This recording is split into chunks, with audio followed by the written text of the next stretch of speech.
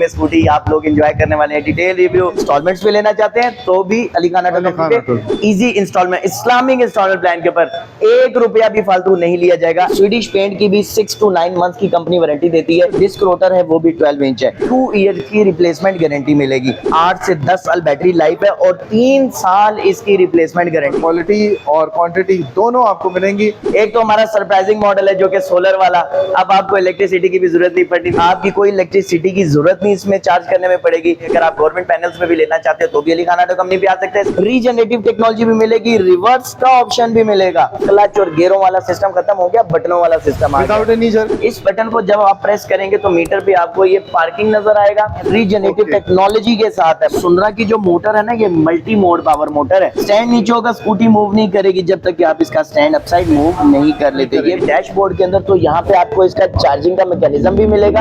इसको हम लोगों ने 500 kg वेट डाल के टेस्ट किया पर अल्हम्दुलिल्लाह बेहतरीन परफॉर्मेंस आई है। इसका मेन ब्रेकर है जिसको ऑफ करने से तमाम स्कूटी आपकी डिस्कनेक्ट हो जाएगी। 38 एम्पीयर वाली 6 बैटरियां इसमें लगी हुई हैं। 2.5 से 3 घंटे में आपकी लिथियम बैटरी चार्ज होगी, 125 किलोमीटर माइलेज देगी। आपको देखिए एक तो चार्जिंग टाइम बहुत कम हो गया और दूसरी बात आप इजीली कैरी कर सकते हैं। पोर्टेबल बैटरी है।